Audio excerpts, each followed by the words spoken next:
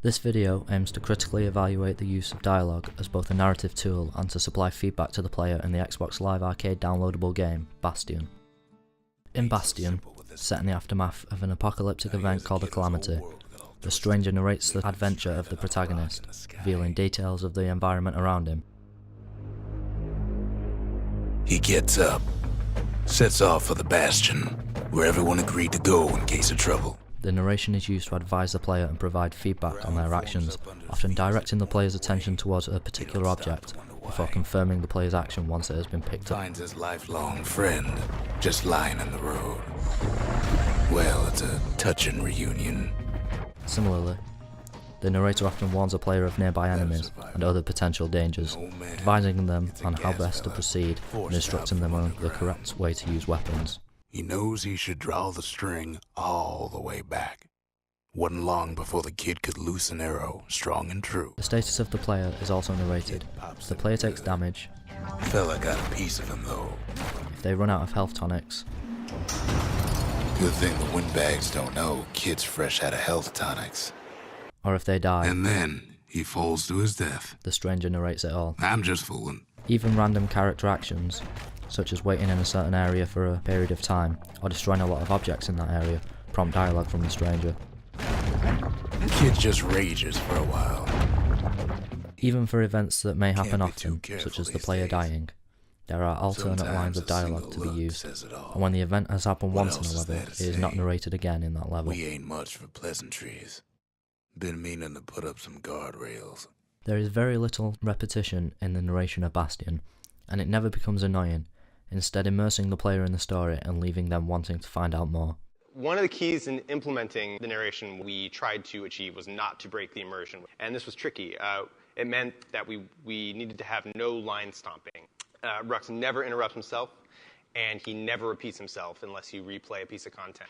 We had a couple different ways that the lines would be set up. One of those ways was this thing, Q equals never Q, which means that the line wouldn't play if another line was playing at the same time that it was queued. This was for lines that weren't necessarily crucial to the story, but were there to add some context and flavor. So if a player was playing quickly and triggering lines before he was finished speaking the previous line, that was our way of trying to account for that. Q equals always is for essential lines that you had to hear no matter what. So if a line was playing and a necessary Q equals always Q line was triggered, then it would just wait till that line was done and then play the next line. He gets up, sets off for the Bastion, where everyone agreed to go in case of trouble. Ground forms up under his feet as if pointing the way. He doesn't stop to wonder why.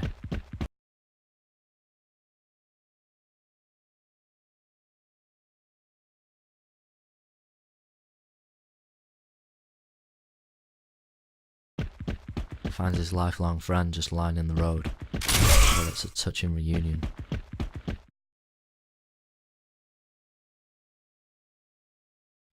Kid pops in the fella got a piece of him though.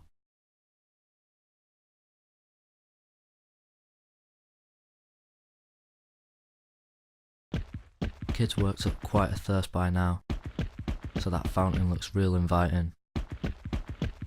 Sometimes all you need is a drink.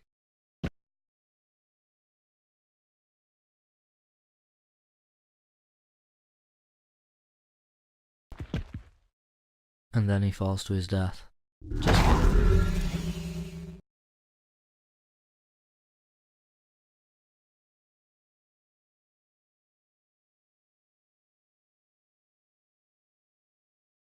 ground forms up under his feet as if pointing the way. He doesn't stop to wonder why.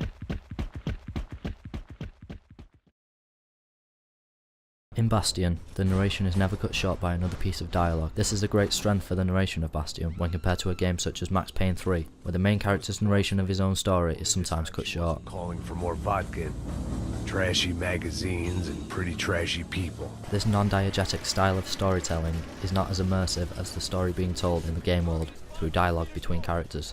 For example, in the Call of Duty games, where the player is made to feel as though the story is happening to them rather than them being told the story.